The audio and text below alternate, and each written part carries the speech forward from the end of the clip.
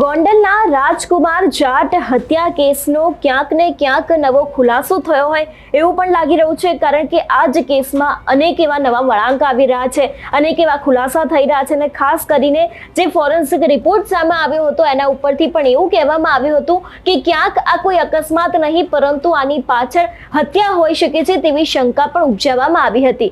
પરંતુ હવે આ જે વિષયને લઈને જે ડોક્ટર છે, ન્યુરો સર્જન છે, એમનો જ સૌથી મોટો ખુલાસો સામે આવ્યો છે કે શું ખરેખર અકસ્માત થાય તો કોઈ વ્યક્તિના શરીર ઉપર આટલી ઈજા થાય કે કેમ, શું છે સમગ્ર વિષય અને ડોક્ટર દ્વારા શું કહેવામાં આવ્યું છે તે દરેક વાત કરીશું આજના વિડીયોમાં। નમસ્કાર, હું હંસિની અને તમે જોઈ રહ્યા છો નિર્ભય ન્યૂઝ।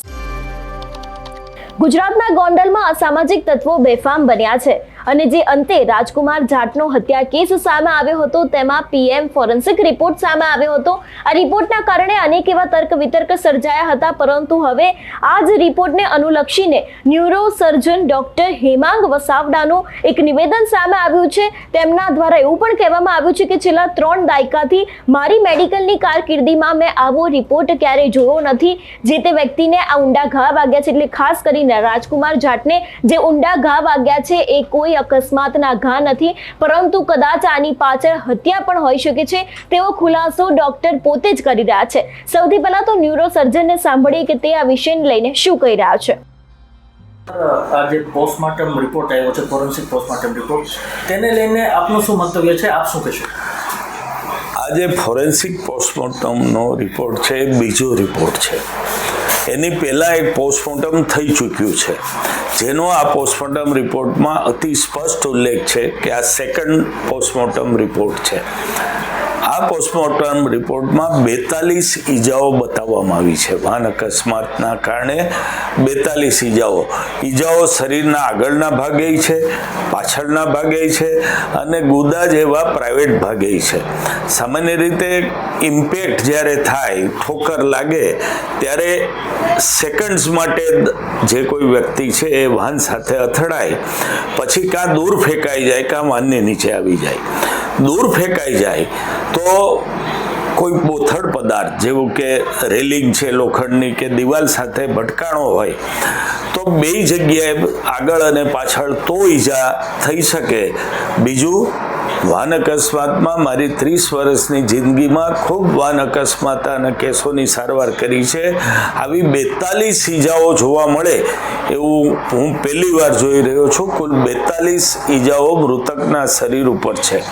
પોસ્ટમોર્ટમ રિપોર્ટના 19મા કારણ કોઝ ઓફ ડેથમાં એવું બતાવવામાં આવ્યું છે કે આ ઈજાઓ મૃત્યુ પહેલાંની હતી, ફ્રેશ હતી એટલે કે તાજી હતી અને કઠણ અને બોથડ પદાર્થથી થયેલી ઈજાઓ હતી।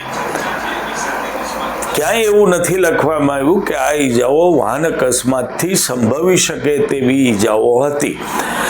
કઠણ અને બોથડ પદાર્થ હુમલામાં પણ વપરાતા હોય છે, વાહન અકસ્માતમાં પણ હાર્ડ બ્લન્ટ ટ્રક છે, બસ છે, એવી વસ્તુઓ સાથે વ્યક્તિ ભટકાય ત્યારે એવું પિક્ચર આવતું હોય છે। પણ કઠણ બોથડ પદાર્થમાં લાકડી આવે, પાઇપ આવે, ઊંધી કુવાડી આવે, ધારીઓ આવે, ઘણી બધી વસ્તુઓ આવતી હોય છે। પણ સામાન્ય રીતે એક લાઈન લખાતી હોય છે કે આ ઈજાઓ વાહન અકસ્માતથી ઉપજવી શકે એવી ઈજાઓ હતી।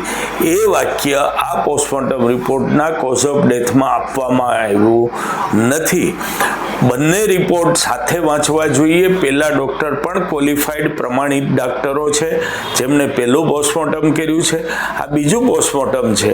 જો બે રિપોર્ટ સાથે વાંચવામાં આવે તો ઘણા બધા પ્રશ્નો જે ઊભા થાય છે એનું નિરાકરણ આવી શકે। બીજું કે વિડીયો સાઇટ ઉપરના સીસીટીવી ફૂટેજ શું બતાવે છે એ પણ સંલગ્ન કરવું જરૂરી છે, કારણ કે મેં જેમ કીધું એમ કે બે બાજુ ઈજા થઈ છે એટલે સ્પષ્ટ નથી થતું ચાલીને જતા હતા અને પાછળથી ઠોકર લાગી કે ચાલીને જતા હતા અને સામેથી આવીને બસે ઠોકર મારી। આ બધી વાતો છે એ તપાસમાં પોલીસે ક્લિયર કરવી ખૂબ જરૂરી છે, નહીંતર આવતા દિવસોમાં આની ઉપર ઘણી બધી કોન્ટ્રોવર્સી જ્યારે કેસ ચાલશે ત્યારે થઈ શકશે।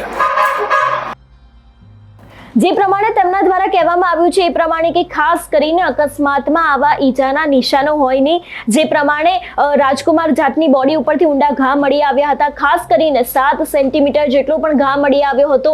તેમના પ્રાઇવેટ પાર્ટમાં પણ અનેક એવા ઘા મળી આવ્યા હતા. એટલે અનેક એવી શંકાઓ છે તે અત્યારે થઈ રહી છે, કારણ કે કોઈ વ્યક્તિને વાહન દ્વારા એક જ વાર ટક્કર લાગ્યા બાદ તેના શરીર ઉપર 42 ઈજાઓ થાય તે શક્ય નથી તેવું ડોક્ટર પોતે કહી રહ્યા છે. કારણ કે જે રાજકુમાર જાટની બોડી હતી એના ઉપરથી અનેક એવા ઈજાના નિશાનો મળી રહ્યા હતા.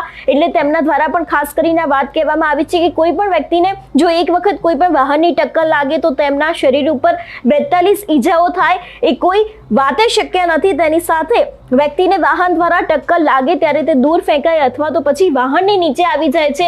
એટલે અનેક એવી શંકા ઊભી થાય છે અને ખાસ કરીને અત્યારે સવાલો ઊભા થઈ રહ્યા છે ગોંડલની પોલીસ ઉપર કે તેમના દ્વારા જે તપાસ કરવામાં આવી હતી ને જે તે સમયે ખુલાસો કરવામાં આવ્યો હતો કે આ વ્યક્તિનું અકસ્માતને કારણે મોત થયું છે. તો જે પ્રમાણે અત્યારે હાલ ફોરેન્સિક રિપોર્ટ સામે આવ્યો છે એમાં શા માટે થઈને ડોક્ટર દ્વારા એવો ખુલાસો કરવામાં આવ્યો છે કે કોઈ પણ વ્યક્તિ વાહન સાથે અથડાય તો 42 ઈજાઓ થાય તે શક્ય નથી. એટલે સવાલ ઊભો થઈ રહ્યો છે અત્યારે હાલ ગોંડલ પોલીસ ઉપર. હવે આગામી દિવસમાં જોવાનું રહેશે કે ખરેખર હવે રાજકુમાર જાટનો જે હત્યા કેસ છે તેમાં કોઈ નવો ખુલાસો આવશે કે કેમ. તમારું શું માનવું છે આ વિષયને લઈને અમને કમેન્ટ કરીને ચોક્કસથી જણાવજો. તેની સાથે જ અમારી ચેનલ નિર્ભય ન્યૂઝને લાઈક, શેર અને સબસ્ક્રાઇબ કરવાનું ભૂલશો નહીં. નમસ્કાર.